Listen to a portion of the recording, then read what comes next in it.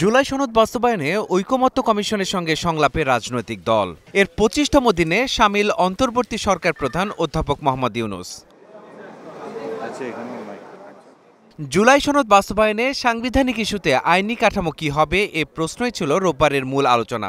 BNP সহ কিছু দল তা পরবর্তী সংসদের হাতে ছেড়ে দেওয়ার পক্ষে, তবে বেশিরভাগ দলের চাওয়া বর্তমান সরকারের সময় হোক এর বাস্তবায়ন।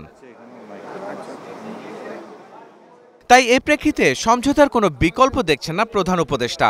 যে এই যাত্রীকে আমরা যেভাবে চালু করে দিলাম, এটা খালি উপর দিকে উঠবে, এখন আর নিচে ডাইনি বাঁয়ে টাকা নোটার দরকার নাই। তার এ আহ্বানে সাড়া দেন রাজনৈতিক দলগুলোর নেতারাও। বিএনপি নেতা সালাউদ্দিন আহমেদ জানান, এ সমস্যার সমাধানে বিচার বিভাগের কাছে যাওয়া যেতে পারে। আরও কোনো আইনানুগ পন্থা, বৈধ এবং সাংবিধানিক পন্থা খুঁজে বের করা যায় তাহলে আমরা সেটাও মেনে নেব, কিন্তু আমরা এমন কোনো খারাপ নজির স্থাপন করতে চাই না যেটার মধ্য দিয়ে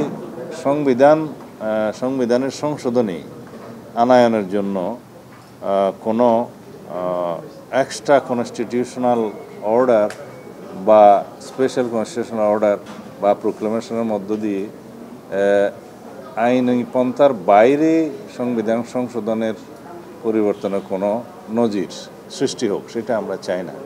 তো সেই জন্য আমরা বলেছি, মানে প্রধান উপদেষ্টার কাছেও আমি আহ্বান জানিয়েছি যে আপনি বিচার বিভাগের পরামর্শ নিতে পারেন, সুপ্রিম কোর্টের আপিল বিভাগের পরামর্শ নিতে পারেন যে এই সনদ বাস্তবায়নের জন্য আইনি কী প্রক্রিয়া ফলো করা যায়, অনুসরণ করা যায়, অথবা এর বাইরেও যদি কোনো আইনানুগ কোনো প্রক্রিয়া বের করা যায় তাতেও আমরা একমত হব। তবে জুলাই সনদের আইনি কাঠামো নিশ্চিত করতে বিশেষ সাংবিধানিক আদেশের ওপর জোর দেন জামায়াত নেতা হামিদুর রহমান আজাদ। আগামী দিনের বাংলাদেশ গড়ার স্বপ্ন দেখছি, সুশাসন, ন্যায় বিচার, গণতন্ত্র, জবাবদিহিতামূলক, জনকল্যাণমুখী একটি রাষ্ট্র কায়েম হবে। পুরনো যে ফেসিবাদী আমলের সব কিছু সংস্কার করে দিয়ে মুছে পরিষ্কার করে নবযাত্রা যে শুরু হবে, তার জন্য জুলাই চার্টারের আইনি ভিত্তির কোনো বিকল্প নেই। আমরা বলেছি এটা হতে হবে একটা শক্তিশালী আইনি ভিত্তি, যাতে পরবর্তী এটা চ্যালেঞ্জের মুখে না পড়ে, চ্যালেঞ্জ করে এটাকে আবার রহিত করার সুযোগ না পায়।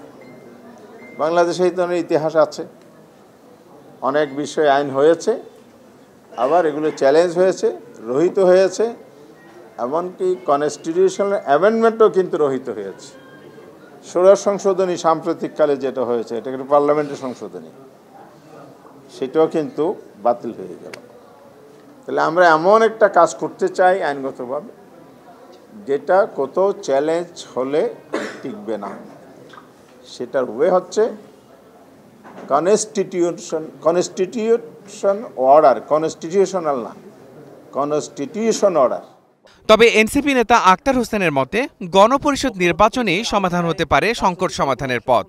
নতুন বাংলাদেশ গঠনের প্রত্যয়ে রাজনৈতিক দলগুলো যেন টেকসইভাবে সংবিধানের সাথে সম্পর্কিত বিষয়গুলোকে বাস্তবায়নের বিষয়ে একমত আমরা হতে পারি, সে আশাবাদ আমরা রাখতে চাই। আমরা দীর্ঘ সময় ধরে আলোচনার মধ্য দিয়ে বলেছি যে আমরা সংবিধানের সাথে সম্পর্কিত যে বিষয়গুলো নিয়ে আলোচনা করেছি। আপনারা সকলে জানেন যে জুলাই সনদের ৮৪টি পয়েন্টের মধ্যে ৪৩টি বিষয়ই সংবিধানের সাথে সম্পর্কিত, এবং এতে করে সংবিধানের মৌলিক পরিবর্তন সাধিত হবে।